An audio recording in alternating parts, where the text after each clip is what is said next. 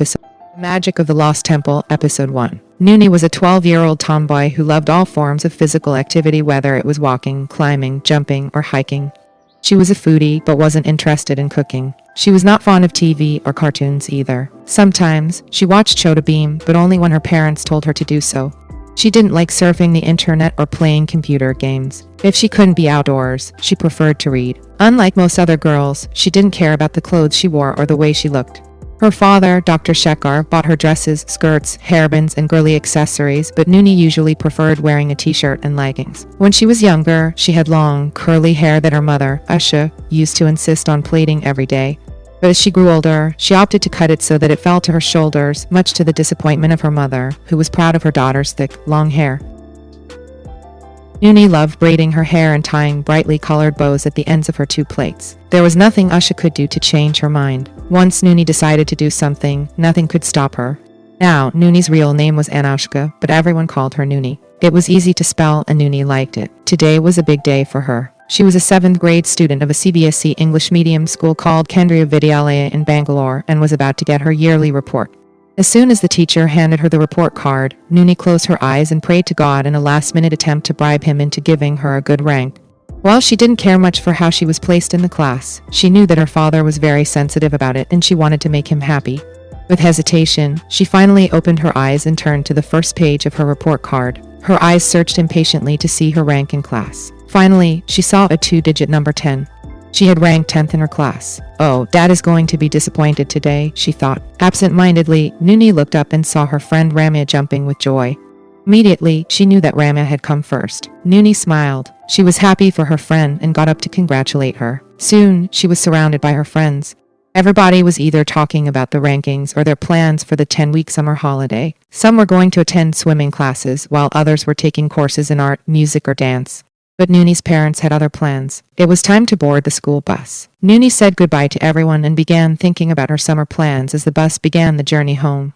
After a few days, she and her parents were going to leave Bangalore and head to a holiday resort in Coorg. This was their ritual every summer. Nooni's mother took a 10-day vacation from her job as a bank officer, and her father, a doctor and a physician, adjusted his schedule so that he could get away too. It was a hard task for him to take off from the hospital because of the increase in patient load during the summer season. The three of them always went to a resort, which they booked at least 6 months in advance. On their prior trips, they had visited Kodaikanal, Ooty, Yercaud, Nainital, and Manali, among others. The places may be different, but the routine was exactly the same. They would check into the resort and buy a few things from a market nearby so that Usha could make them some breakfast, or if she didn't feel like cooking, they would eat in a restaurant. After a sumptuous meal, the three of them would go out for a nature walk, and her father, who loved photography, would take pictures of everything they saw. If the resort had a swimming pool, Nooni and her father would swim and laze on the pool chairs for the entire day. Occasionally, other family friends also accompanied them on the trip. Before returning to Bangalore, Usha and Nooni would buy souvenirs for their friends. Nooni had mixed feelings towards such a routine vacation. She didn't really love it, but she didn't want to miss it either. After they came back from Coorg, Nooni was going to join a summer camp where she would learn yoga, painting, swimming, and pottery for a few weeks. By the time the camp was over, school would reopen. Nooni would have liked to do something different and new, but she couldn't think of anything. Her mind wandered to her mother's parents, who lived in Indore. The city was a furnace in the summer, and her family did not like to go there at that time of the year. However, her maternal grandparents usually came to Bangalore in the winter and spent at least 10 days with them.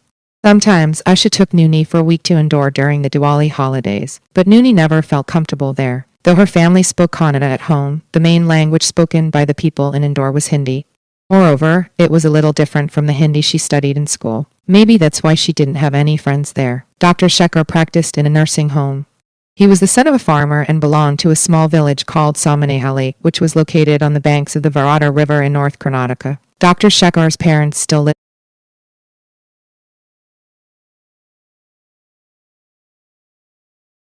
in the village. Every year during the Ganesha festival, Nooni and her parents would make the 4-hour trip to Samanehali by car and stay there for a few days. Dr. Shekhar felt uncomfortable in the village and always wanted to come back to Bangalore as quickly as possible. Usha, on the other hand, didn't mind spending time there. Nooni liked Samanehali. It had huge fields, a sparse forest, and big hills. She loved going with her grandfather to the fields every morning. There were plenty of vegetables and fruits for her to see, like rice, paddy, and banana. At home in her grandparents' house, she was fascinated by the cows in the cowshed. Still busy with her thoughts, Nooni realized just in time that the bus had reached her stop. She hurriedly got off the bus and walked home. Her family lived on the fourth floor of a nice apartment complex in Jayanagar. When she reached home and rang the bell, Usha opened the door. Nooni was surprised and happy to see her mother. "Mom, what are you doing back from office so early?" Without waiting for a response, she handed over her schoolbag to her mother and went inside the bedroom to change her clothes. On her way, she passed by the kitchen and saw the maid Kaveri cutting vegetables. Usha followed her. "Nooni, I am sorry. We are not going to court this year. I hope you aren't too disappointed," she said. "That's fine, Mom. But why? What happened?" "I have to attend a special training program in Delhi. It is compulsory and I have to report there in a few days. The training is for 6 weeks, Nooni." "Oh, Mom, I want to come to Delhi too. You know how much I love it there." Nooni went to her mother and hugged her. Usha knew that her daughter loved places with monuments, probably because she was a graduate in history and she often told Nooni simple and short stories about famous buildings.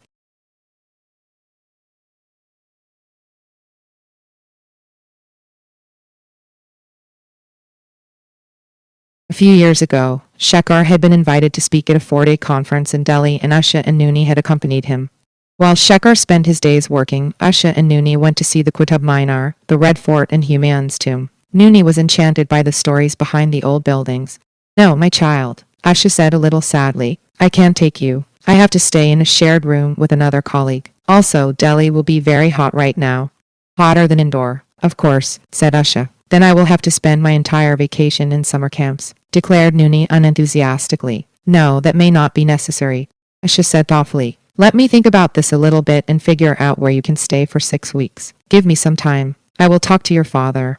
Nooni nodded. She was not worried. She knew that her parents would find a nice place for her to stay. That day, her father also came home early from work.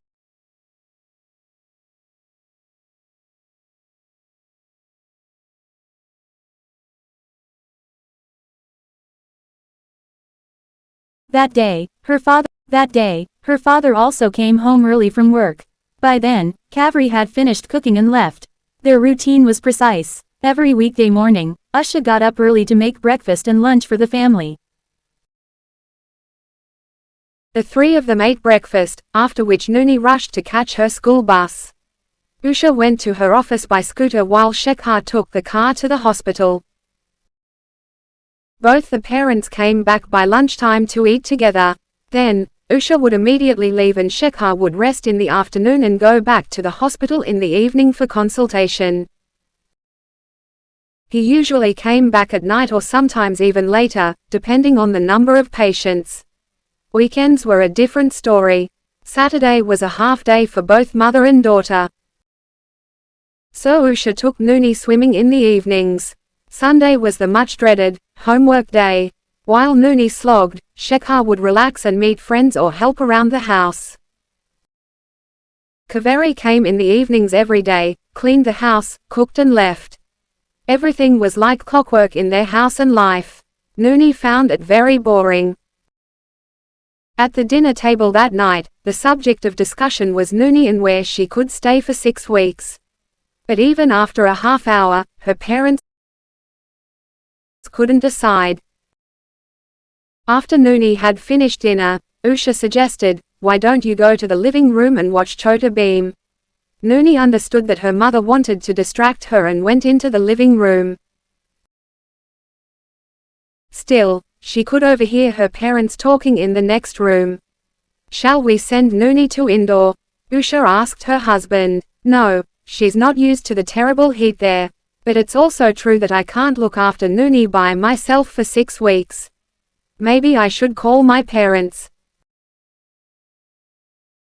Shekhar wondered out loud. "I don't think your parents will come here for such a long time. As it is, your mother hardly stays here for a week before she starts having asthma attacks and then she rushes back home. You know they are uncomfortable in our small apartment, since they are used to living in their spacious house in the village. Still, I would like it if they agreed to come. Why don't you talk to them?" "How about Dr. Vivek's house?" Shekhar suggested. "His wife and he can take care of Nooni. They are helpful, young and energetic." "Oh, that is not practical. They have a 1-year-old baby and it is not right to leave our child in someone else's house for 6 weeks. It is better to talk to your parents," said Usha. Shekhar wasn't convinced. "Can you drop out of your training program?" he asked. "No, I can't do it this time. I have already postponed it multiple times in the last few years. Now it has come to a point that I must complete the training if I want to grow in my career." Shekhar nodded, took out his phone and called his father. He explained the problem and requested his parents to come and stay in Bangalore for a few weeks. After he finished the call, Shekhar looked at his wife and said, "Appa has a different opinion. He thinks that we should let Nooni stay in the village. They can't come now because one of the cows is pregnant and Aunt Sarasu's granddaughter is also getting married in the summer. The mango season will start soon and Appa says he has a lot of work. He's giving me every excuse that he can not to come here." Shekhar sighed. "Don't say that," Usha said firmly. "Appa is not giving you excuses. He is telling you the truth. The cow, the wedding and the work in his fields are important to him. Just like I can't skip my training, your parents can't leave their home for 6 weeks either. But think about his suggestion. It may not be a bad idea for Nooni to stay in Somanahali. It will be safe. My only concern is that she may not have friends there, and if so, how will she spend her time?" Appa said that there is a new headmaster who has come to take care of the local high school. He has a son around Nooni's age. Also, many of my cousins' children are coming to the village for the wedding. I don't think that Nooni will get bored.